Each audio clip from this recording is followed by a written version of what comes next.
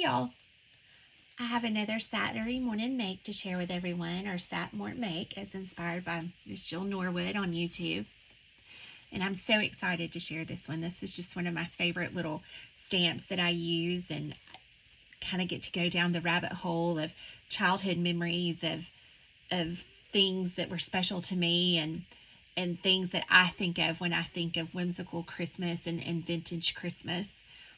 And part of it is the idea of writing the letters to Santa Claus and putting them in the mail, and then magically making it to the North Pole. And when I saw this particular wood stamp, and he's been around for a while, it inspired everything that was about vintage Christmas to me.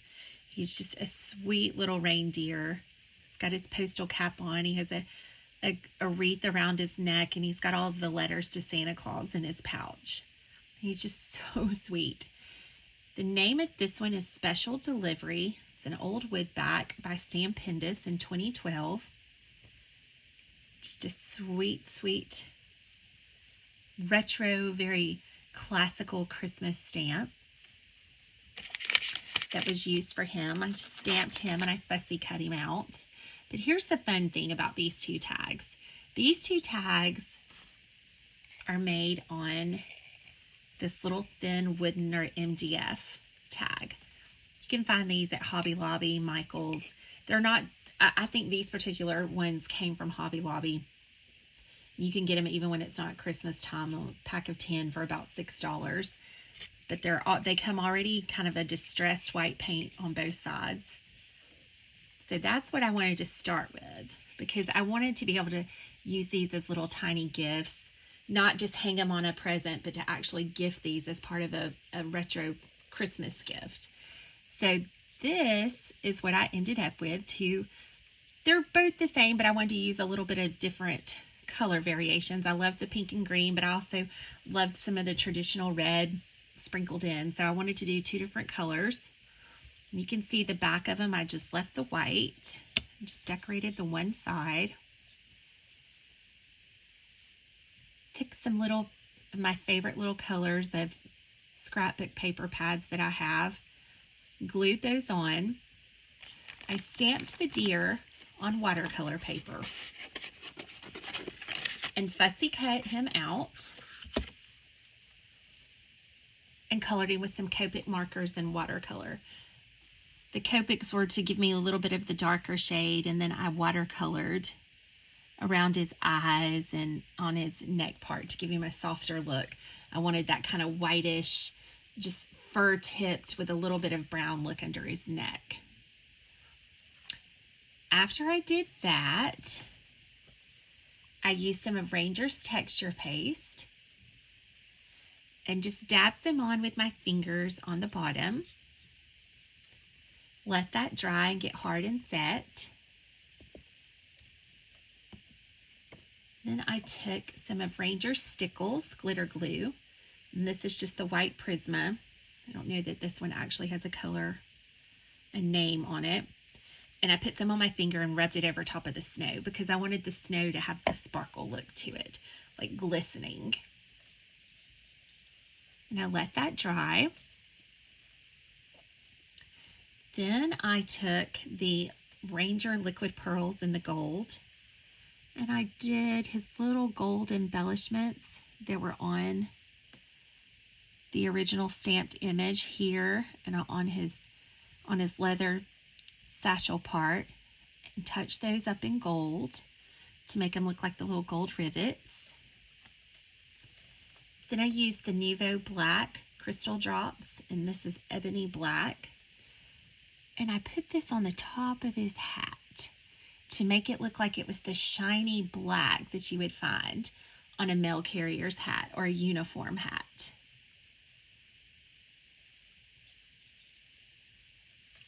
Then, for the Christmas wreath that goes around his neck, I wanted it to have a little bit more sparkle and a little bit more dimension.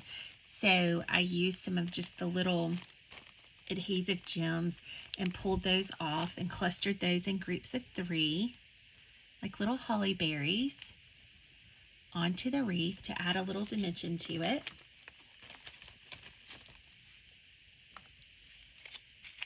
Let's get up here to this part. So if you remember, the tag comes with the little brown twine on it, but I wanted this one to have the little blue twine, so I just cut this off and put a little piece of blue twine on it, tied a bow at the top, took some of my torn fabric and simple knotted it under the bow. Then I added the Santa Claus post office tag and the little bells to complete it. I also used, let's see, I don't know which collection this was from of the Tim Holtz snippets, but this one just had a bunch of dates and codes and whatnots in it, and it just, to me, looked like I could kind of mix these in to make it look like it was part of the post office set, because there was the year 1881 and December 17th, 1943, the Class C, number 3, number 1, the little letters. They were just perfect to add on as little embellishments for a post office look. And I used a little one of these. Sometimes I use safety pins, but this one I wanted to hang down a little bit longer.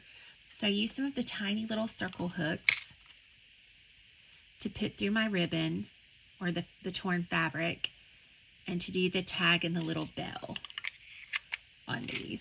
Now, I didn't want to use a jingle bell on these, although a jingle bell would be perfectly cute. I have some of these in my stash, and these are, for lack of a better term, they remind me of old cowbells. And they just kind of give it a look. For this particular project, I wanted it to just have that little more vintage look with these bells instead of the jingle bells. You can see that's what it ended up looking like. The two little bells that hang down with the Santa Claus post office tag. So let's see. This project, to me, was very simple. And it did not have a bunch of stuff added into it, because sometimes I can get lost in trying to add this and use this product. And this one just was very simple. I used, for the tag, for the Santa Claus post office, this is a set of Art Impression steel dies, flag double stitch dies. And I used this size for the Santa Claus post office. Cut that out. Use that. Added a hole punch. And I did add a little eyelet on that, just because I wanted it to have more of the ornament look for this instead of just a tag. So I did use the crocodile to add the eyelets to both of these. And then there is this set from Stampers Anonymous. It's part of the Tim Holtz collection. And this has tons of old, fabulous Christmas post office collection stamps on it. And I used this one that says Santa Claus post office right up here.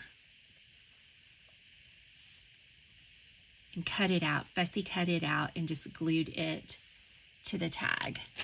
Now, I'm fixing to confess to a no-no. As a kid who grew up going to the library and taking care of your books and never ever doing harm to a book, but I am going to confess, I do like to go to thrift stores and get old hardback books that has the old yellow aged paper in it, and I tear them out. And I use the margins sometimes to cut away, because I love it gives such a perfect old paper look. And there's a texture that some of these old books have to their papers that, to me, I just can't replicate anywhere else. So I have a fabulous thrift store not far from us. It never has rubber stamps and craft supplies in it, but it does have lots of old books in it for $1. So I will occasionally go there and get a book and look for the ones that have the wider margins on it that I can cut away to use for different projects. And that's the paper that was used for those. And As you can see, it just gives that old look to it without doing a whole bunch of extra. So I did that. Let's see what else I used. This one is in my much used stash. I honestly do not remember what stamp set, or sorry, what die set this originally came with. But it's a little die that will allow you to punch the little support holes to go at the top. It didn't need it because it was the wooden tag, but I just wanted to do it for a little bit of extra color and contrast. So I just ran that through and glued that on the top. Let's see what else is on here that I did to this little guy. I stamped him originally in the Distress ink in the Vintage Photo. Let him dry. And then I used the Distressed ink tea dye to kind of color around and highlight some of the edges to kind of give it the old look on the wooden tag part and on the tag up at the top.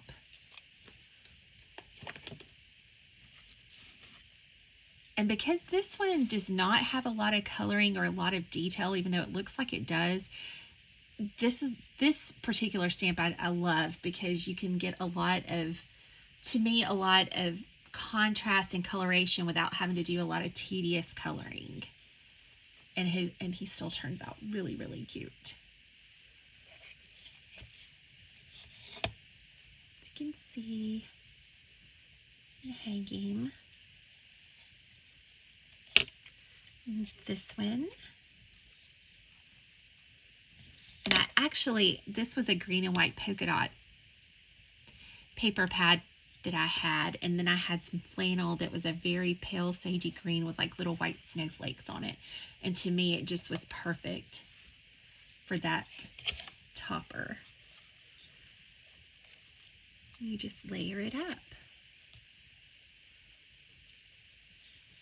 and have fun with it, and use the colors that you love. I know I love traditional red and green at Christmas, but I also love, my grandmother would always use some sort of non-traditional colors, the pinks and the little bit of different shades of green than what my mom would decorate with. And I loved both of them. So I always feel like I'm kind of conflicted between loving the traditional Christmas and loving some of the softer Christmas colors of the blues and the pinks and the non-traditional greens as well. But I liked this because it gave me the traditional deer and an opportunity to use some of the less traditional Christmas colors and still give it that retro vintage look. So I hope you enjoyed this project that I'm sharing with you tonight, and have fun working on your projects this week.